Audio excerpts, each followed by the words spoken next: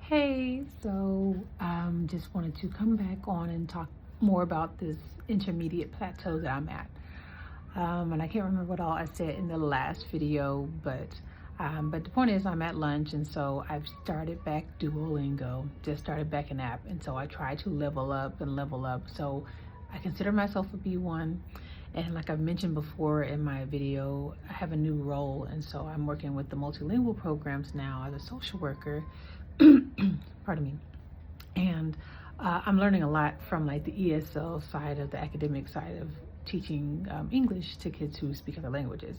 And so what I have realized is that there are 4 domains, and I can probably go into that to another video on how, yeah, that maybe it'd be fun to talk about. But anyway, but about that, I guess a little teaser would be that I realize I may be definitely a B1, like in my written language, but even in comprehension, but even coming out to say things. I mean, just so, and so I was like, I thought I was further ahead.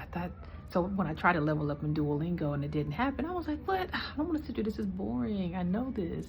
But I got to humble myself and be like, you missed it.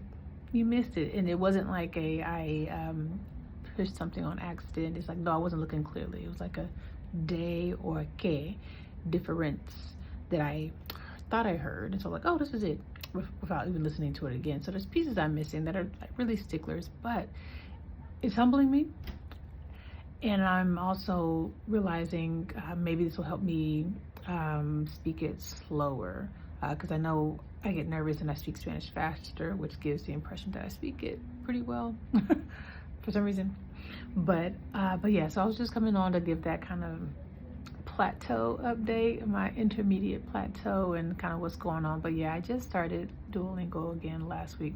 Not a sponsorship, but just saying sometimes going back to not the ground, but maybe the step up from the ground is a good idea, because there's things and gaps. And see, the thing is, I was okay with there being gaps, but obviously the gaps will always sometimes make you fall down a couple times. You're like, oh, I didn't know that. Or you think you're better than you where you are, but what you have is a foundation that's not really solid. And so I'm going to take it more serious. And that's why I'm a Duolingo. And so what I'm doing is Duolingo as a supplement. So right, I speak it at work. And I even have a coworker who was like, hey, you speak Spanish, right? Because like la mayoría de los compañeros, so like the majority of them speak Spanish here. And so they'll have conversations, but I was just really shy. But yeah, so I had been like willing it into the universe, like, okay, I gotta get the nerve. So the one that I was going to ask, because he's tend to be in office more often, he was actually the one who asked me. I was like, wow, this is like really weird that you would ask me that. And so yeah, now we've spoken a couple times, but I need to initiate sometimes or let him know, because I think my personality may give off like, I'm not so sure she wants to talk, but it's okay. I had to leave that door open. But yeah, so I have that. I have my italki, not sponsorship again. I have my italki tutor that I'm working with. So I'm hoping more of that will happen, and then I'm hoping to have a good opportunity this summer that will help me level up. Well, this coming summer. I know it's like, well, much in advance, and here in Texas we literally just got out of summer. It doesn't feel like it, but we just got out of summer. But I'm planning, because I realized when I did Duolingo, I've done it a few times throughout my learning journey, like years, yeah, with over the last decade or so. The reason I mention it now is because when I knew I was going to Colombia, I went to Cali to visit my language partner.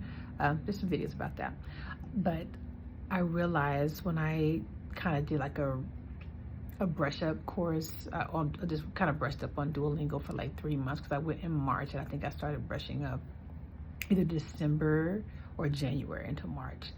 What I realized is that I used a lot of those words. I kept using the aba, via haba, and all those things that I like habitually was doing. I'm not a grammar person, so I don't remember all the terms of how to describe it. Sorry, not my gift in life. But I realized I used a whole lot of it, and it was able to flow out of me. And so, yes, summer's a long time ago. I mean, coming from, well, it's a long time until summer, but I'm hoping that I can stick with this, just kind of supplementing, but using it on a regular daily basis with coworkers, with my students that I work with their families that I'm having to do phone calls with, and with italki, that I'm hoping all of that will just help. Still a challenge to try to add it to the day. I know it sounds like an excuse, but what I have to do is focus. My life is so busy now that even sometimes if I listen, it's not retaining. So you really do sometimes have to go back to the drawing board and figure out what aspects of these things work and what things don't work anymore. And so that's what I'm really feeling, getting a feel for and figuring out in this plateau season. But yeah, that's it. But yeah, hope all is going well with you and your language journeys. Check in with you later. Peace. Hey.